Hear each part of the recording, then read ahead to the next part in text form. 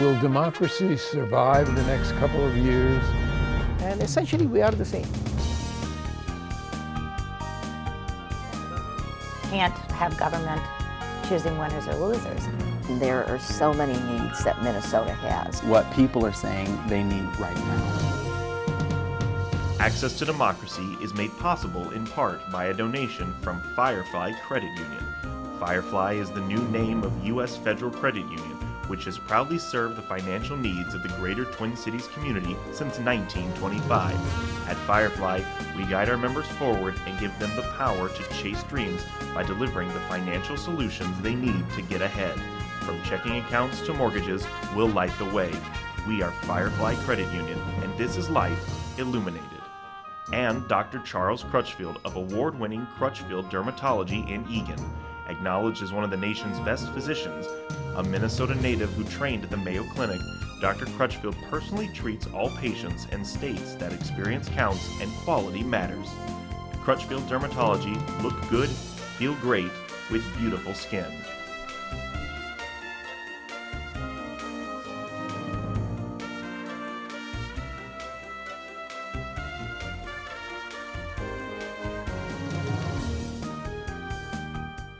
Welcome.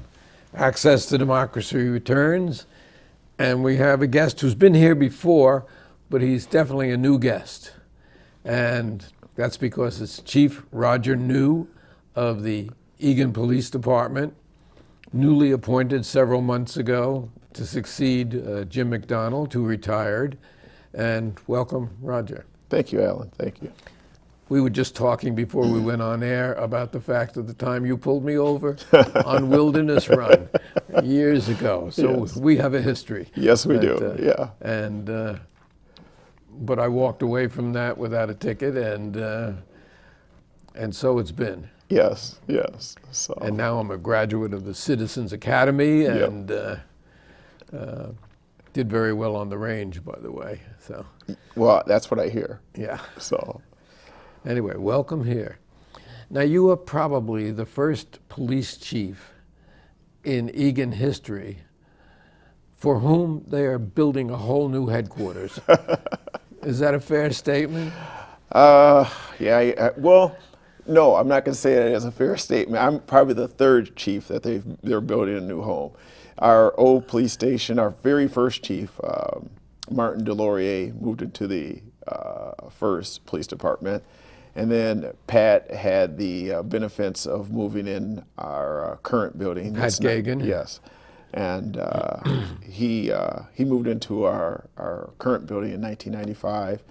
And I guess I am probably the first to start their tenure with a building under construction, and I will be the first that assumes responsibility of that new building. A tremendous renovation also, doubling Absolutely. the size of what was City Hall and Yes. police headquarters, and it's going to have a garage for cars, which we never had before. Yep. And Sharon and I toured St. Cloud Yes. a few months back, maybe a year back now. Yep. And one of the things that struck me was their underground garage for Yes. all their cars, which was very important. Another thing that struck me is the large area that they had for forensics. Yes. And that's something that's coming to us. Yes. Yes. So.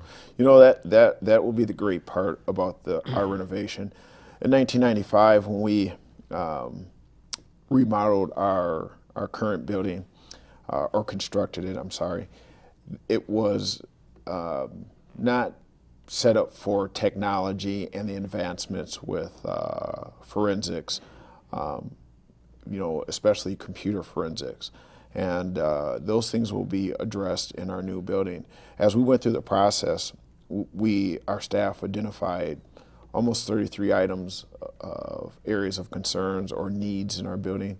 And when we went through with our architects and identified the new pieces that were going to be added to the building, 32 of the 33 items that we identified are being addressed in the remodel. So, Which is very important because things are moving so fast scientifically that it's virtually impossible to keep up with them. And we want to be cutting edge. Absolutely. We have been. So take us back historically to how you started and came to Eagan and the gradual process Sure. till today. Yeah. As I was, born and raised in St. Paul, graduate of St. Paul Central High School, and then went on to get my 4-year degree in social science from Concordia College in St. Paul. As I was finishing up my bachelor's degree, I started looking for jobs in law enforcement. I had always had an interest in law enforcement since I was a young kid. And I stumbled upon this community service officer position with the city of Eagan in January of 1994. And I put my name in, not knowing if I would be considered, but I figured I'm going to start getting ahead of things. I'm going to graduate in June of '94 with my bachelor's degree, and I want to start looking for a job. And in May of 1994, Pat Gagan, the chief at the time, offered me a position as a community service officer. And But you didn't take it right away, I didn't take it right away. which says something about you and your character, because tell us about that.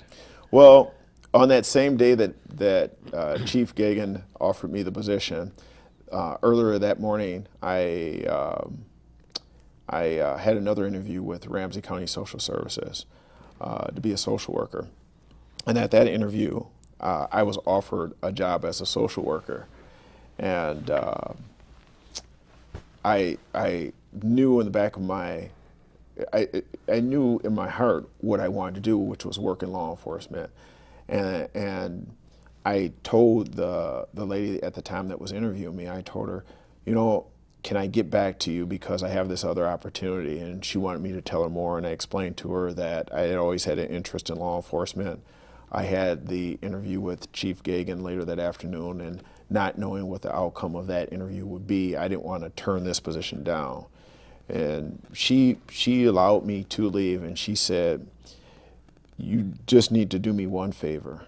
Please don't accept another position until you speak to me.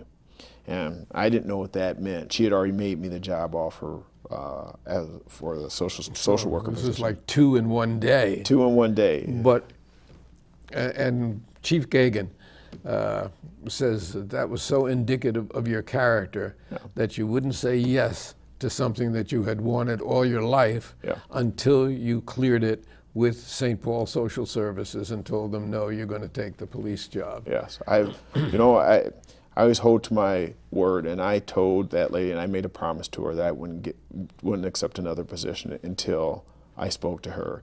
And after getting the job offer from Chief Gagan, which I think he was utterly surprised when I said, I'll get back to you, because he wasn't used to that. I called her up and I explained to her that I had gotten the job offer, and she wished me the best of luck. And she too, at that time, I recall telling me, I really appreciate you calling me back. You didn't need to do that. And she acknowledged the fact that it took a lot of loyalty, and you were a man of your word, and it wasn't actually necessary for me to call her back. But, Tells us a lot about you then. So you became a services officer, community services officer, which is not quite where you wanted to go. No. So take us down that ladder, or Well, up that ladder, I should say. If I'm correct, I believe it was May 9th, 1994. Was my first day of work here with the city of Eagan, and for about a month, I ran errands for the police department, getting cars washed, responding to animal calls in the city, and running various tasks. And a month into the job, Chief Gagan calls me to his office and asks me if I'd be interested in going to a pilot program, which it was an accelerated law enforcement program, which provided candidates that didn't have law enforcement classes completed. It put them in those classes and accelerated the educational portion of school for people that wanted to become police officers. And the course was held at Rosemount Armory. And, I told them yes, and they sent me to Rosemount Armory for 6 months, where I took these college courses and learned how to drive the police cars and shoot guns and whatnot. And You already had the degree from Concordia, though. yes, Yeah. yep. And that was a requirement to be hired in Eagan. When they were looking for CSOs at the time, we had to have a 4-year degree. So And it's still a requirement for the police department here. we've made it a requirement. If you want to be a police officer with the city of Eagan, you have to get a 4-year degree. And of course, we have some people who serve 2 years in the service and Yep. in 2 years, the equivalent, but Yes. And the state, the Minnesota Post Board requires a 2-year degree in the state of Minnesota to be a police officer. Here in Eagan, we recognize about 10 years ago that we were only hiring people with 4-year degrees. So we made it a requirement of our organization that if you want to be hired as a police officer, you have to come in the door with a 4-year degree in law enforcement or related field. and here we are. And here we are, yes. And so you worked your way up the ladder there. Yes. Ultimately, you became the deputy chief Yes, to Jim McDonald, yes, who has been here many times Yes. and has led a department that has a wonderful record, yes. which we anticipate you following right into his footsteps. I hope so, yeah. And continuing. Yep. And it's a city that's had virtually no homicides, but in the last couple of years, like everything in our society, Yep. it seems to be getting a little tougher here. Yeah. I've worked for the department for 24 years, and it's, from 1997 to 2004, and I worked in an investigation. And I wouldn't say, Alan, we didn't have homicides here, but the frequency of the homicides that occurred in our community there were very few. I read a statistic said it was like 0.07 a year or something Correct. like that. Correct, yeah. I think looking back on my career, I would say about every 18 months we have a homicide that occurs in our community. And I would say that for that very reason, and looking at all the other crimes that occur in our community, we live in a safe community. And I think a lot of it has to do with our citizens and the support and the expectations that they have here in the community. But I also think that it has to do with the work that the men and the women do at the Eagan Police Department in keeping this community safe. And speaking of the men and women of the Eagan Police Department, how many officers are there at the moment, and how are they divided up, detectives, et cetera? Sure. We have, we have 5 administrators, which includes myself. There's 3 lieutenants, 1 deputy chief, and obviously me as the chief of police. Then we have 10 sergeants. 8 of those sergeants are assigned to our patrol division, and then we have 2 that are assigned to our investigative unit. Then in investigation, we have 10 investigators that work, various crimes. 3 are tasked with some computer forensic responsibilities, and then the rest, they'll do child protection cases, they'll do property crimes. But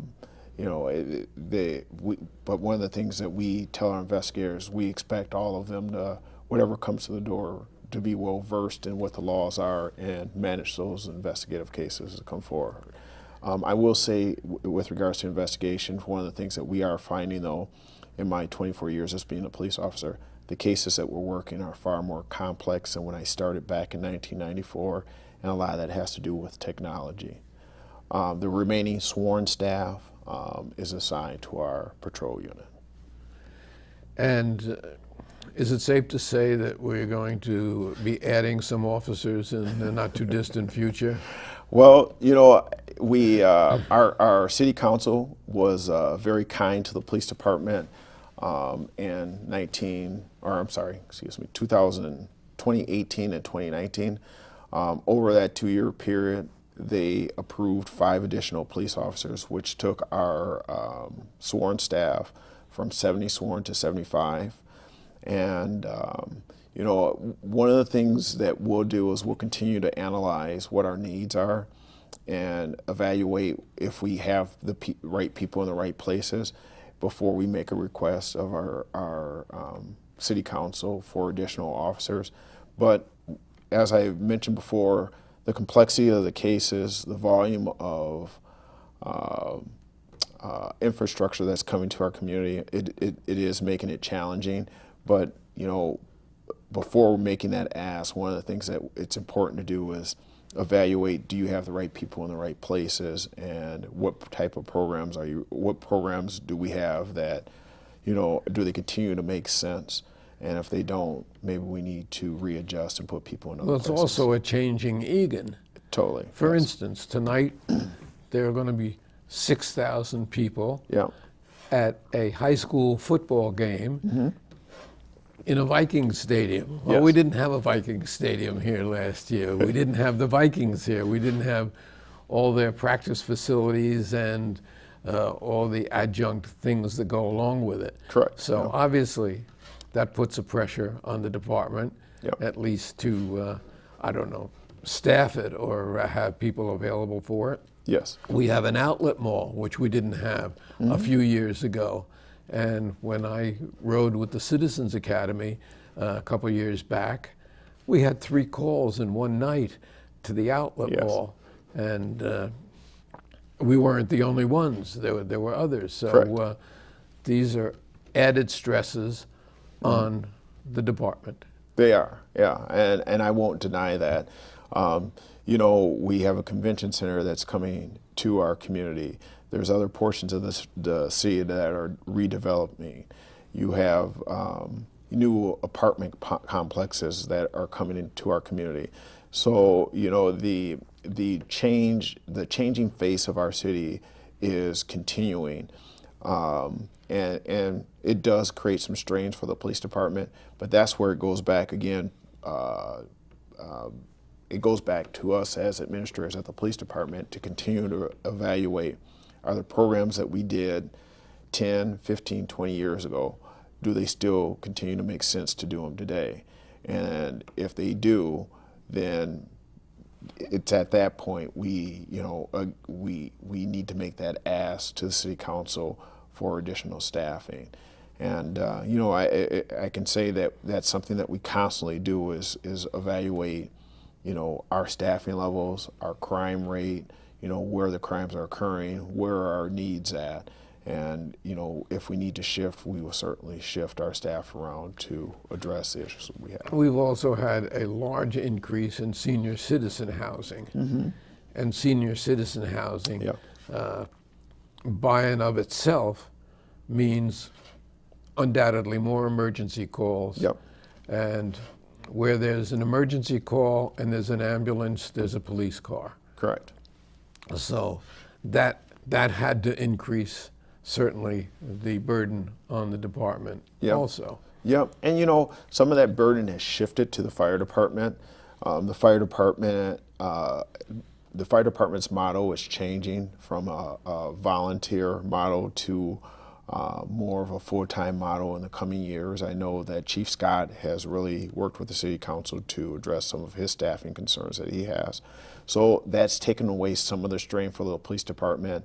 But I would say for us as a police department, our greatest challenge is just the complexity of the cases that are coming in. And to your point, Alan, you know, when you have these new infrastructures like the outlet mall, for example, I've worked in the department since 1994. I've seen it when it was the Cedarville Mall. Then there wasn't anything. And when you go from a property that was a mall that was almost vacant when it was in operation towards the end, and then it being demolished, and then we had no cost down there, to putting this thriving outlet mall, which draws thousands and thousands of people to. You have over 100 stores there. Yes. Yep. It's going to create work for us, and it has created some challenges. And as a result of that, we operationally have made some shifts. There was a point in time, and I think everyone's aware, we had a traffic unit that was very popular where we had 2 motorcycles in the city. And there was a point when we did away with our traffic unit for a period of time to accommodate the call volume at the outlet mall. We've since brought back one of those traffic officers, and I can tell you one of my desires in the future is to potentially bring back another traffic officer, because one of the things that we get with a traffic officer, while, as we talked about, we stop people in communities, and you experience me stopping you, it promotes public safety. Yeah. And that is the goal, is to promote There's no public question. safety. The psychological Yes. impact of Yeah. seeing a motorcycle policeman or seeing a police car Yes, in and of itself tones everybody down. absolutely. Yep. Also, police cars have changed in the time that you've been on the Yes. force, in the time that I've lived in Eagan. Yes. We seem to have all SUVs now. Yes. And the equipment in them is extensive, expansive. I mean, Yep. when I look in the back of an SUV, a police SUV, you see all sorts of safety equipment. Each one has a shotgun, Yes. et cetera. And we have a mobile unit as well. Yep. So it's while the department has grown up around Yep. you, the way the department operates has grown up for all of us who live in the community, Yep. and which is deemed one of the safest communities in the state of Minnesota and throughout any place statistically. Speaks well for the management of the police department. Yeah. Well, thank you for that, Alan. And I think I would agree with you that, in my 24 years, we started off with the Crown Vic, and then we went to the newer version of the Crown Vic. And the very first ones had the carburetors in them, and then we had the fuel injected ones. And then we go to these new squads that are now the Ford Taurus, and that's what we started with. And it's been interesting as we've transitioned to the SUVs, because there's been a number of citizens that have asked the question, why are you going to SUVs? And and one of the things that people couldn't understand was the sedans, that the way they made them 24 years ago aren't the same way they make them now. There's far more safety features in them now, and where they position, how the frame of the vehicles are positioned makes it more challenging to get people in the back of the squad cars, or even us as officers, into the squad cars. So it really, really drove us to get vehicles that really addressed our needs in law enforcement. And, also technology pushed some of that as well. And the uniformity of it is got to be good Absolutely. also. Yes. So if you're repairing one SUV, Yes. that every other one is the same. Correct. And you have a problem now. Correct. In the time we have left, I know computer crime has been another feature that's been a burden in terms of added work for the police department. So let's talk about that briefly. Okay. You tell me. I know that there's all sorts of scams out Yep. there. Yeah. And over the years, I've reported a couple Yep. to the police, and you followed up on them, but mostly they're coming from overseas where there's not too much you can do about it. Correct. But in addition to that, there's all kinds of fraud going on. Correct. With computers. So Yes. About a month ago, in years past, when I've been just like every other citizen, where I've had something, some piece of property that I wanted to sell or get rid of, and I'll put it on Craigslist and I'll put it on there for free, or I'll sell it. And recently I had a bunk bed, my kid's bunk bed, that I wanted to get rid of. It was in good condition, so I put it on Craigslist. And immediately after I hit the send button to post it, I started getting responses back from people that were interested in this bunk bed.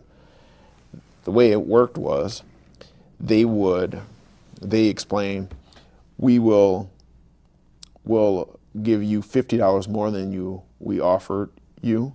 We'll send you a check, and we're going to send someone over to pick up the bunk bed. Well, because of my law enforcement mind, something didn't seem right, because people don't typically do that on Craigslist. They usually try to negotiate you down, not offer you more money. So that was a red flag for me personally. I share that because I recognize that red flag, and a lot of times citizens don't catch that, and they think, wow, I'm going to get a deal here. And you get a check and it's no good. Exactly. And your bunk bed is gone. Exactly. And what have you got left? Exactly. Nothing. Because people are using technology to create bad checks, send them out to citizens, and those checks, then people take those checks to the bank. They take a few days to process, and then they're out of the funds. They didn't get any funds, and they're out of their property. These scams are happening all the time now. Then, when you talk about technology, Alan, I mean, we could spend an entire show, and I would probably bring my computer forensic person along. We're probably going to have to about do that because we only have a minute and a half left. But that would make an interesting show. It would very much so, because there's so many complex things that are happening with technology and with phones and computers. And they say the average home has anywhere from 9 to 11 devices in their homes that access Wi-Fi devices in people's homes. But people are accessing you at the same time. Exactly. And those are the things that we're having to investigate. So it's probably something for another show, but I just know that that's adding to the complexity of law enforcement. We're going to log that one in maybe the beginning of the year or something like that, and come back with some of the computer people. Absolutely. And we've been talking with Chief Roger New, and New as the new police chief in Eagan. I'm sure he hears that all the time now. Welcome aboard as chief. Yeah. We've known you for a long time, since you pulled me over in 2004 or 5. Yes. And it's been a pleasure. Yeah.